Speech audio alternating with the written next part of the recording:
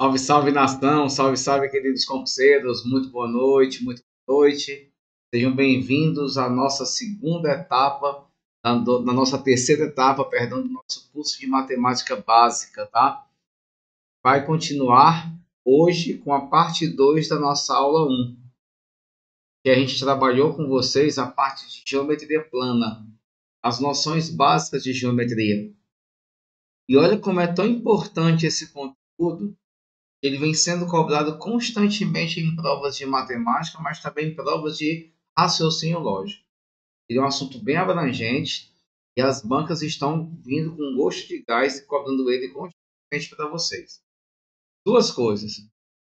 Eu espero que vocês tenham estudado essa parte teórica, aprendido para valer os conceitos de ângulo, de ponto, de reta, de posições relativas, de segmentos, de ângulos consecutivos, de ângulos adjacentes, porque é muita informaçãozinha.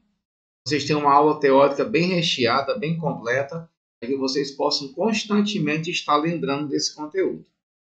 Para finalizar essa aula 1, a gente agora vai trabalhar as questões do nosso material que foram enviadas para vocês. Bom? Então vamos começar? Bora ser feliz? A gente vai ver aqui os exercícios da parte 1 e embora.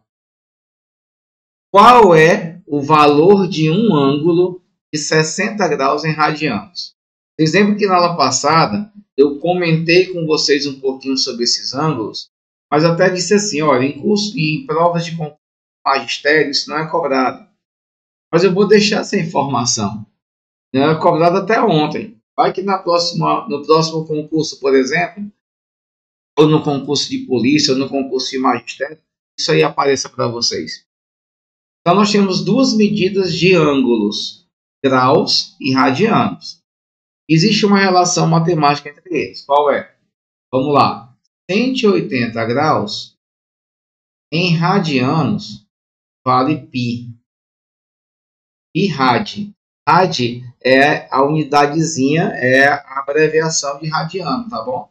Graus é a bolinha, radiano é rad.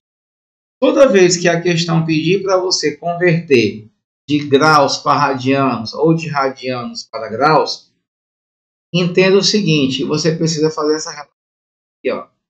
Aqui é graus e aqui é radianos. Eles se equivalem. 180 graus vale π radianos. Ele quer converter 60 graus. Você vai colocar aqui, ó. 60 graus vale quantos radianos? X.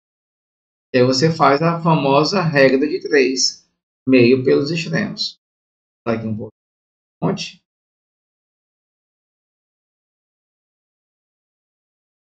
Deixa aqui. Meio pelos extremos. 180 vezes x, 180x. 60 vezes π, 60π. X é igual a 60π dividido por 180. Porque tu sabe muito bem que esse 180 está multiplicando. Ele vai passar o que, gente? Dividindo, né? Assim? Posso cortar 0 com 0. Vai ficar 6π sobre 18. Divide 6 em cima, divide 6 embaixo. 6 por 6 dá 1, fica 1π. 18 por 6 dá 3. Então, 180 graus equivale a π sobre 3 radianos. Rad. Olha só, preste atenção. Daqui para cá, você dividiu por 3. Foi? Né? A terça parte. Então, daqui para cá, tem divide por 3. Se você tivesse tido essa ideia inicial, você evitava fazer todos esses cálculos. Lembra que 60 graus é a terça parte de 180.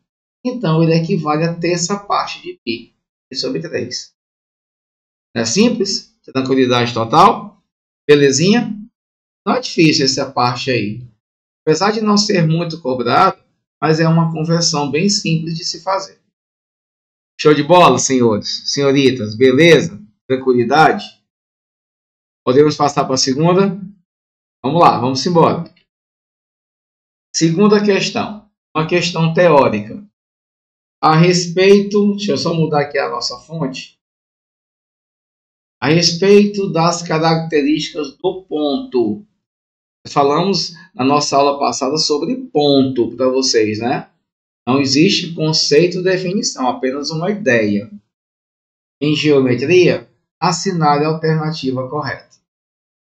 Ponto pode ser definido como a menor unidade geométrica e é usado para definir outras figuras, como retas e planos. Nós não temos a ideia ou a noção ou a certeza de que o ponto é a menor unidade geométrica. O erro da questão é justamente isso aí. Ele é o ente principal, ele é o ponto de partida, mas dizer que ele é o menor, não podemos confirmar isso. O ponto não pode ser definido, mas algumas de suas características podem ser usadas para diferenciá-lo de outras figuras. Por exemplo, o fato de possuir apenas uma dimensão garante que não haja medidas possíveis. Gente, eu não posso medir o tamanho do ponto. Ele é adimensional, ele não tem dimensão. Quando o cara fala que ele possui apenas uma dimensão, já está errado. O ponto pode ser definido como o menor espaço entre duas figuras geométricas? Nada a ver. Eu não tenho nem como definir o ponto. Lembra que eu falei isso na aula passada? O ponto não pode ser definido e não possui dimensão nem formato, que garante a precisão de seu uso nas localizações geográficas. Beleza. Essa aqui é o gabarito da questão. Ele não tem dimensão, ele não pode ser definido, certo? O que garante a precisão de seu uso nas localizações geográficas. Se você for representar um ponto, basta você fazer um pingozinho aqui, ó. Isso aqui é uma forma de representar. Eu não estou conceituando ou definindo ele. Letra. Aqui é só uma forma de representação. Mas eu não posso definir, ele não tem dimensão, ele não pode ser medido, ele é adimensional.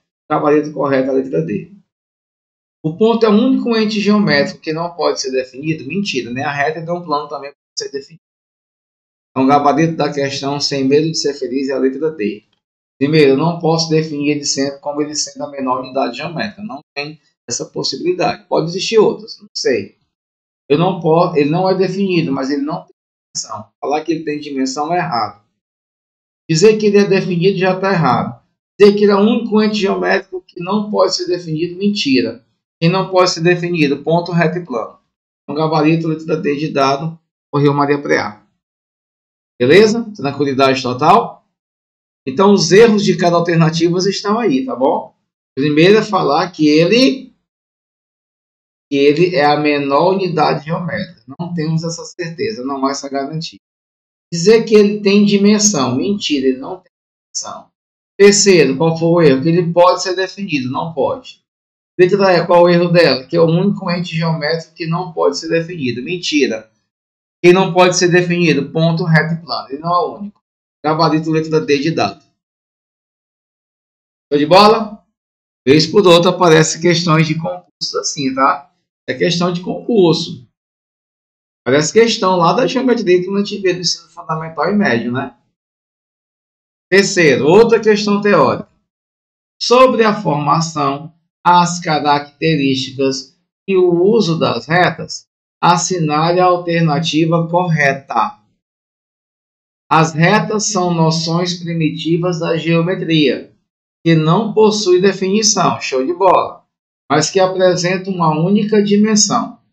Assim, elas permitem que sejam feitas medidas de comprimento ou largura ou a partir delas. Gente, não dá para definir largura de reta e nem comprimento porque elas são o quê? Infinitas. Quem tem tamanho, quem tem comprimento é o segmento de reta. A reta, se você lembrar, ela é representada assim, ó. Ela é formada por infinitos pontos. Então não dá para você definir o tamanho de uma reta. Ela é infinita no espaço. Letra B. As retas podem ser definidas como a distância entre dois pontos. Lembra que eu falei para vocês que os três entes geométricos, ponto, reta e plano, não há definições para ele. Quando o cara fala que a reta pode ser definida, já está errado. Não pode. As retas podem ser definidas como figuras geométricas que não fazem curvas. Segura. O número de dimensões que as retas possuem possibilita a construção de qualquer figura geométrica sobre elas. desde que essa figura seja feita com base em lados retos. Por exemplo, é possível construir um quadrado sobre uma reta. Gente, isso aqui é o correto, tá bom? Quando ele disse que as retas possibilitam construções de qualquer figura geométrica sobre elas, desde que a figura seja feita com base em lados retos. Eu posso construir um quadrado aqui, eu posso construir um triângulo em cima de uma reta. Isso aqui é nosso gabarito correto, certo? As retas podem definir, já está errado, eu não posso defini-las, tá bom? Segmentos de reta são conjuntos de pontos que possuem início, mas não possuem fim. Mentira! Segmento de reta tem início e tem fim. A semi-reta que tem início e que não tem fim. Aqui só seria correto se ele colocasse semi-reta e não segmentos. O gabarito dessa daí também é a letra D. Letra D de dado. Show de bola? Tranquilidade total? Olha a importância da gente estudar a parte teórica, né? Porque as bancas podem trazer sim teoria para você. Próxima questão. A medida em graus do menor ângulo formado pelos ponteiros de um relógio, quando ele estiver marcando 12 horas e 30 minutos.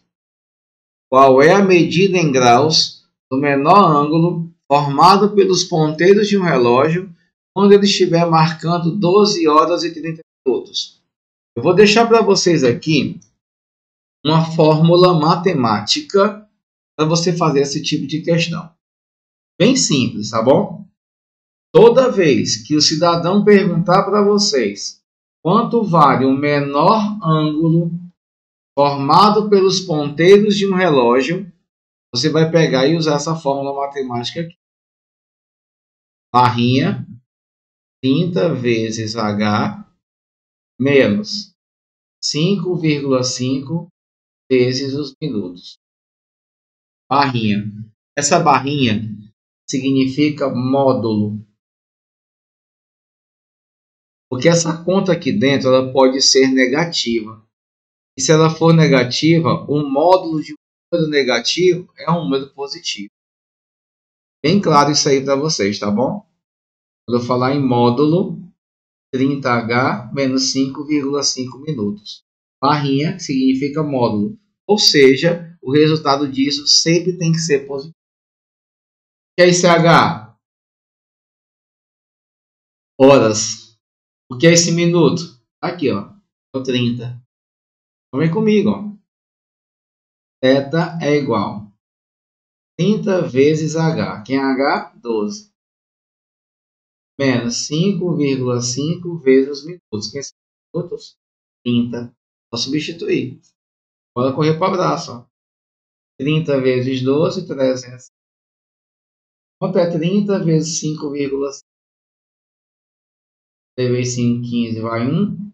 3 vezes 5, 15, 1, 16. Vai, coloca a vida. 65. É só diminuir, achar a resposta. 360 menos 160. 10 menos 5 dá 5. Aqui ficou 5, né? 15 menos 6 dá 9. Isso. É. E aqui ficou. Aqui devagarinho. 3 vezes 12, 313. 5,15 vai 1. 10 menos 5. E ficou 5, né? Resta 15 menos 6, 9. 195. 195 mesmo, não está errado não. Está errado é aqui que deu 195. Não, a letra E, bem? 195, tá bom? Tô doido? 3 vezes 12, 300. Vai ficar 195. Bote a letra E, tá bom, gente? Não, a questão não tem gabarito. Então, todas as vezes que alguém perguntar para vocês: ah, não, peraí. Desculpa, gente. Desculpa, o erro foi do tio Fernando aqui. Para voltar, ó, tem resultado sim. Vai perder aqui a questão. Eu vou ensinar errado para vocês, não pode. Aqui é 195, tá bom? 195. Aí você vai para a alternativa, você vai ficar louco. Não tem 195. O Fernando me ensinou errado. Não tem gabarito. Gente, olha o seguinte. Está bem aqui o X da questão. Qual é o menor ângulo? Lembra que um relógio tem esse formato aqui, sim ou não? Um relógio, ele fechadinho, ele é 360 graus. Ó, se ele marcar 12 horas, é o 12, vou apagar aqui.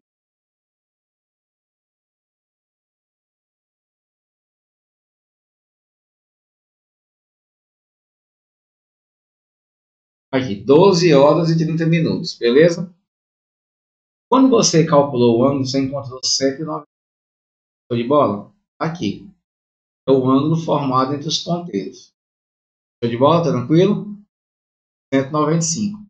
Aqui. Só que ele pediu o menor ângulo. Eu preciso calcular esse ângulo de fora. Como é que eu calculo ele? Basta pegar 360 menos 195. Quando você fizer 360 menos 5, você vai encontrar justamente 105, 16, 15 menos 9, 6. Vai encontrar 165. Aqui é 195. Aqui é 165. Quando ele perguntou o menor dos dois é 165. Gabarito, tá. Preste atenção. Ele deu as horas e os minutos aqui, não deu? Joga na forma. Encontrei o quê? 195. Só que a pergunta é o quê? Qual o menor? Aí você olhou e não tinha 195. Por quê? Porque todo relógio é 360. Se um pedaço é 195, o outro vai ser quanto? 165. Qual dos dois é o menor? 165. Gabarito, letra A. Se ele tivesse pedido qual o maior, aí o maior seria 195. Então, todo o raciocínio da questão está bem aqui, ó, no menor ou no maior. Cuidado com isso, tá? Se ele tivesse colocado na letra E 195, tinha muita gente que ia marcar a letra E. Ele que é o menor deles. O menor é 165. Gabarito, letra A, sem medo de ser feliz. Show de bola? Tranquilidade total? Vamos para cima. Próximo. A união dos infinitos pontos de um plano equidistantes de um ponto referencial gera uma. A união dos infinitos pontos no plano equidistantes de um ponto referencial gera o que, gente? Então, bombom para quem adivinhar. Gente, união dos infinitos pontos no plano equidistantes. Aqui é a palavra-chave. Equidistante significa mesma distância. Bom? Mesma distância. Equidistantes. Mesma distância. Se você imaginar aqui um ponto qualquer, né? Um ponto, e infinitos pontos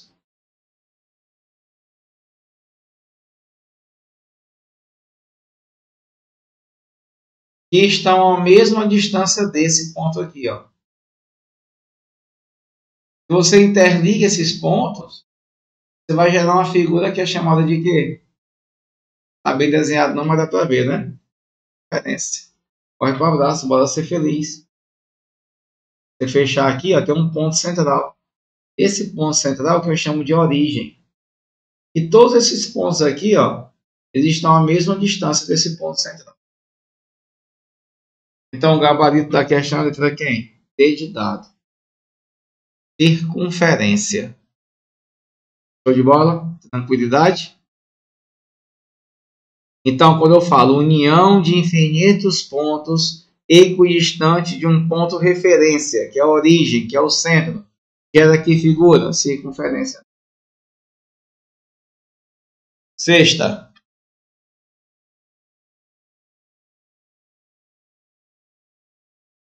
Sobre a posição relativa entre duas retas em um plano? Associe corretamente as colunas a seguir. Retas concorrentes, retas paralelas, retas coincidentes.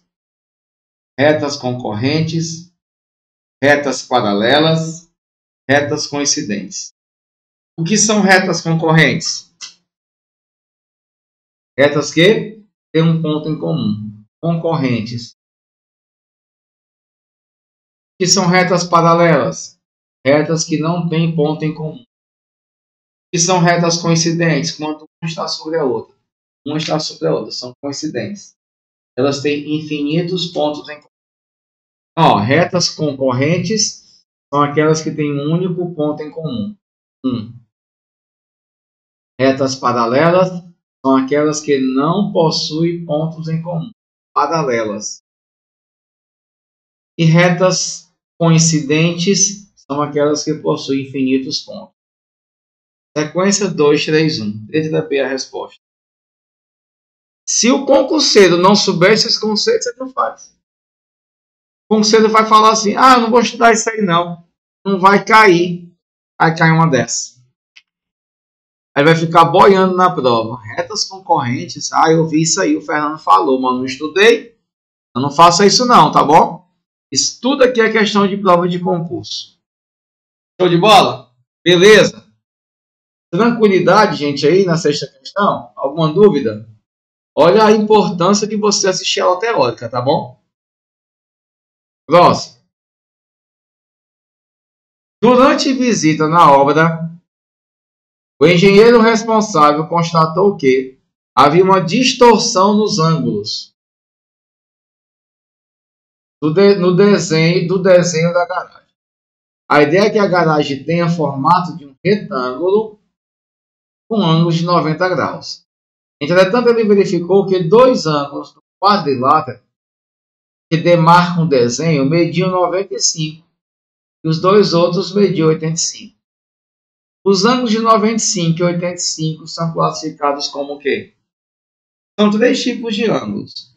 Ângulos retos são aqueles que medem 90 graus. Beleza? Ângulo agudo.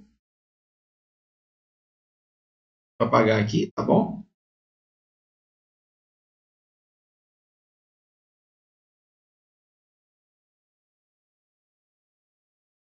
Ele mede entre 0 e 90 graus.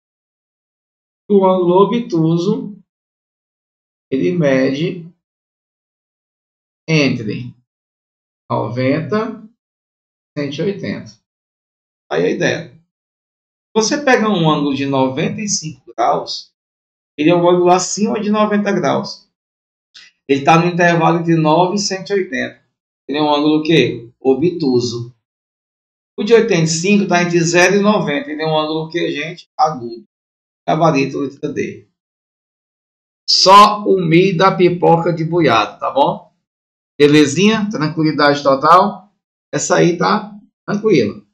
Mas, por ser uma questão fácil, e por muitas vezes os concurseiros não estudarem a teoria, numa prova de concurso você pode ficar grego para ele. Mas eu tenho certeza que com vocês não vai acontecer mais isso. Show de bola? Tranquilidade total com essa questão? Vamos embora. Sobre as medidas de ângulo, julgue as afirmativas a seguir.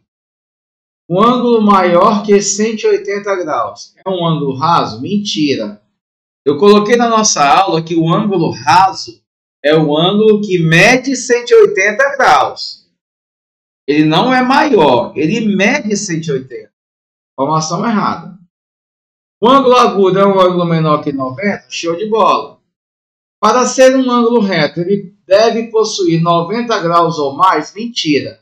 Acima de 90 até 180 ele é chamado de obtuso. Então você tem o que, pessoal? Errada essa informação. Só está correta a informação 2, gabarito também de bola. Eu estou botando bem básico para vocês, que é para com essas questões, vocês não esquecerem daquela teoria estudada. Show? Beleza? Volto a repetir. Isso numa prova pode ser um inferno para o concurseiro. Ele vai deixar de fazer uma questão com propriedade porque ele deixou de estudar. Vamos embora. 9. A reta numérica a seguir. Observe a reta numérica a seguir. Se o ponto K está a 2/3 do caminho de A para B, na reta numérica apresentada, o número em que K se localiza é... Cuidado, vamos lá. O ponto K, que é esse ponto aqui no desenho, está a 2/3 do caminho de A para B. A primeira coisa que eu tenho que fazer é quanto vale essa distância. Bem aqui, ó. É só subtrair 92 menos 17. Eu vou saber quanto é que vale esse tamanho aí. 12 menos 7 dá 5. 8 menos 1 dá 7. Aí, gente, ó. A distância de A até B é 75. Pode ser 75 metros, 75 centímetros. Não me interessa a unidade. Mas eu estou vendo o tamanho desse espaço aí. De A até B. O ponto K está a 2/3 do caminho. Calcula 2/3 disso aqui. 2/3 de 75. Calma. 2/3 vezes 75. 2 vezes 75, 150. Dividido por 3, 50. Então, esse ponto aqui é o ponto que a gente 50 gabarito literal. Beleza? É fácil? Tranquilidade?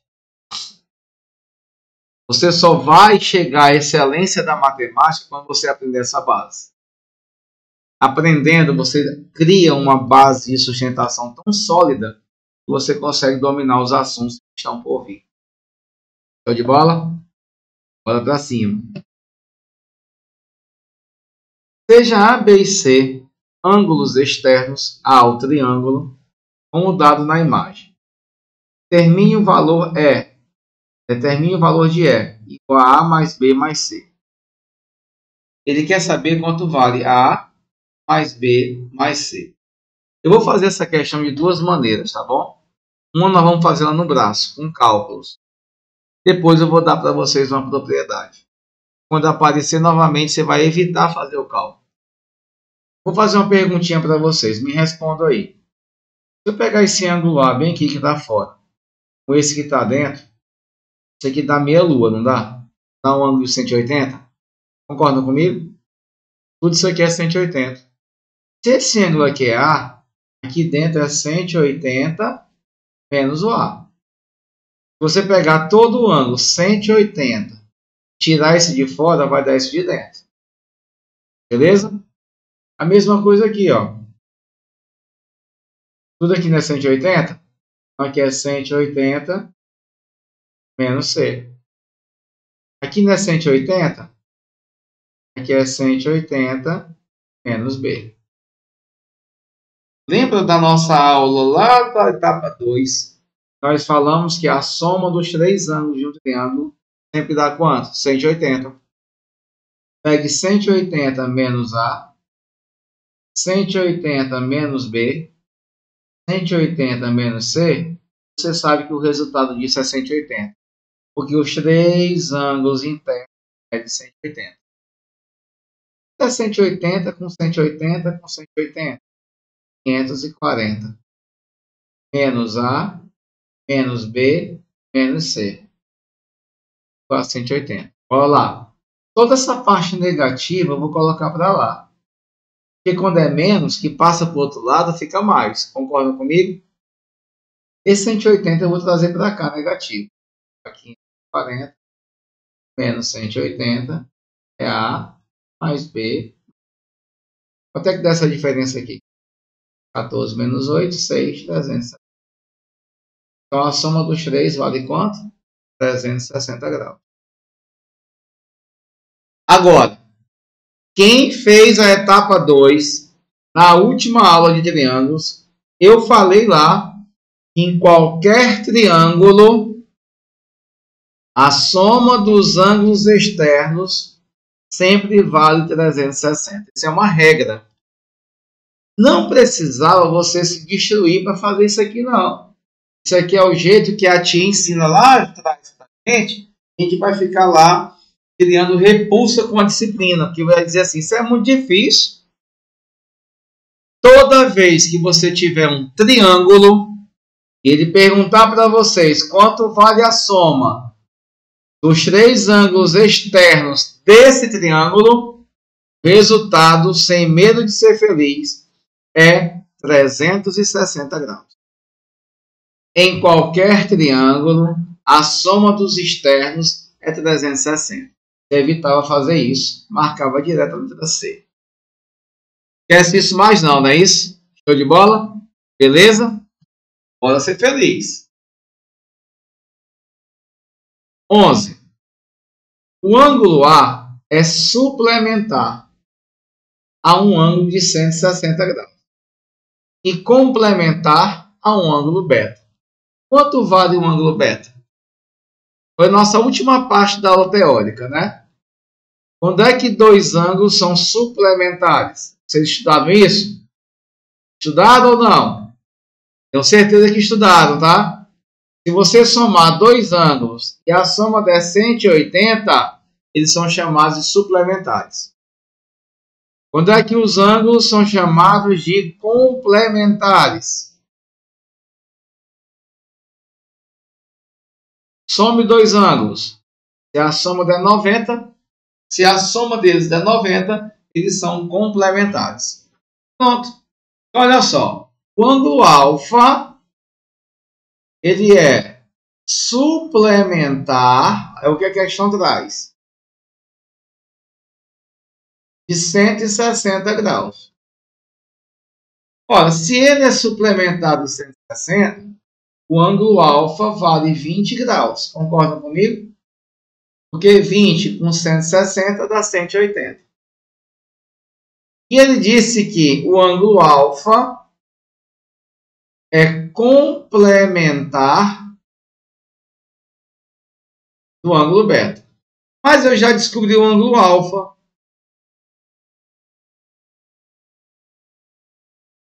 Não, deixa eu mudar aqui. O ângulo alfa é 20 graus. E se o ângulo alfa, que é 20 graus, é complementar do beta, é porque a soma entre eles dois tem que dar 90. Então, tira aqui o beta, vale 70 graus. Corre para o abraço, gabarito, letra B de bola. Show de bola? Repete comigo, ó. O ângulo alfa é suplementar de 160. Se o alfa é suplementar de 160, a soma dos dois tem que dar 180. Então, o alfa vale 20 graus. Só que o alfa é complementar de beta. O alfa é 20, beleza? Acabei de descobrir. E ele com o beta são complementares. A soma dos dois tem que dar quanto? 90. Se o alfa é 20, o beta é 70 graus. Gabarito, letra B de bola. Show? Tranquilidade total? Posso ir embora. Próxima. Acabou. Aí. Foi tranquilo, não foi? Só para poder a gente não deixar nada com dúvida. Nessa do relógio, tá, gente? Pelo amor de Deus. A gente reforçar isso. Menor ângulo formado pelos ponteiros de um relógio. Às 12 horas e 30 minutos. Θ é 30 vezes H. Essa aqui é a fórmula, tá?